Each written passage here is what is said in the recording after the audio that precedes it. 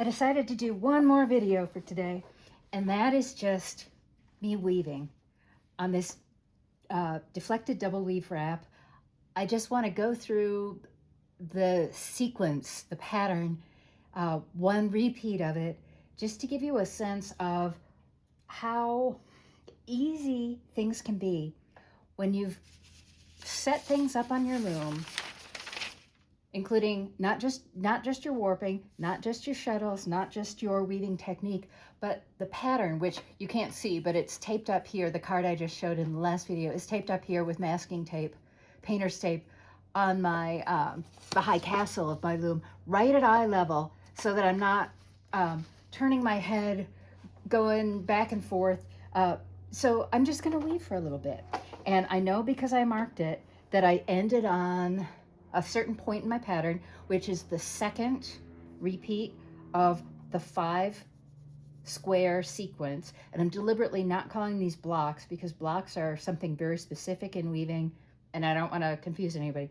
But I'm at the beginning of my 5 sequence, which means that I'm going to be using my Zephyr warp, and I am now using treadles 5 and 6, which doesn't mean anything to you unless you've got the weaving draft for this pattern sitting next to you.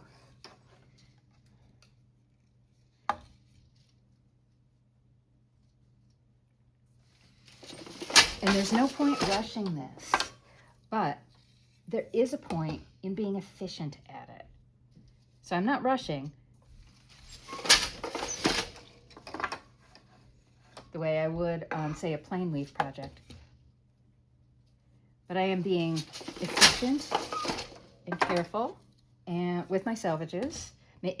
Careful in the sense of, since I'm using end delivery shuttles, I shouldn't be. The instructions, which I helped write, tell you not to fiddle too much with the salvages. All I'm really doing is making sure they are, on this right edge, that my yarns are wrapped around each other. And I just lost count, which I do often, but I can actually see, because I've done enough of this pattern, I am close to the halfway mark for this warp of, I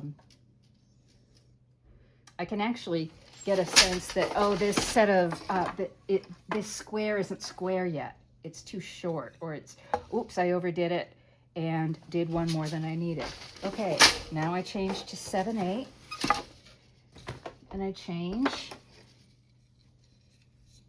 And this first pick is always going to be a little weird, because I have to make sure the yarns are wrapped around each other without leaving loose ends as I change shuttles to 3,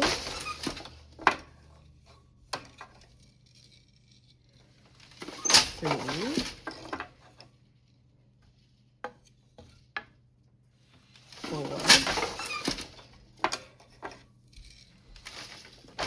and there my yarn, my Zephyr got pulled too far into the shuttle. 5,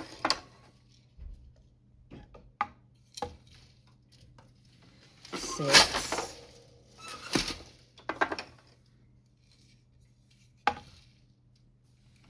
7, 8, and now I change back to my Zephyr, and I change back to treadles 5 and 6.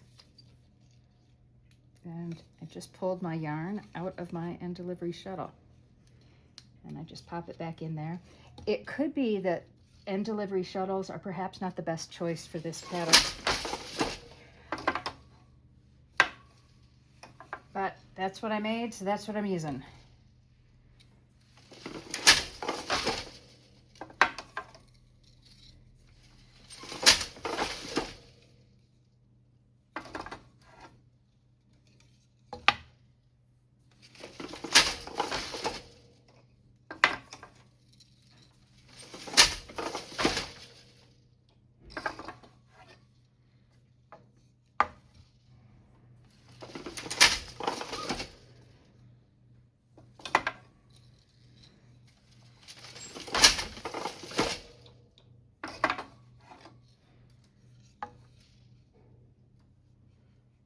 Two, 3, 4, 5, 6. 2 more picks.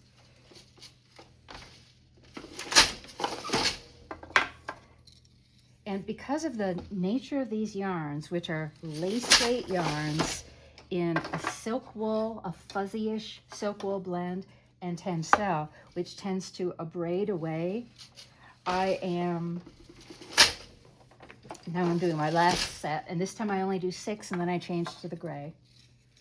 I'm trying to advance my warp frequently. So when I finish this set, and what I'm doing with my fingers here is I'm unsticking the warp.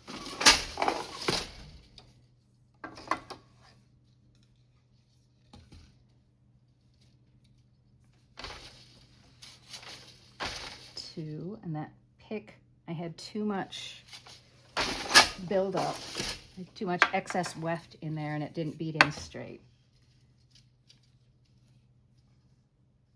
3,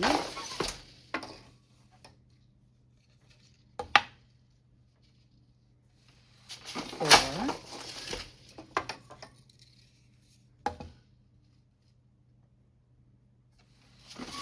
5,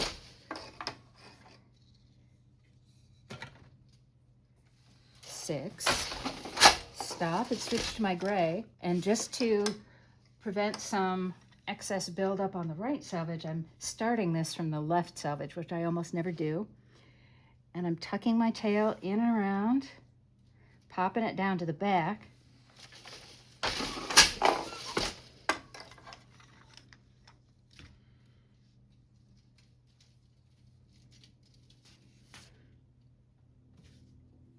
and cutting off, placing it gently, and then popping it around to the back. Whoops, and I didn't go over my floating selvage there under it. I muffed it.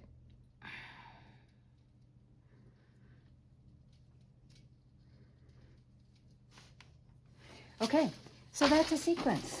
And because I have now done enough of this particular pattern, it just went smooth as silk, or smooth as woolen silk and tencel.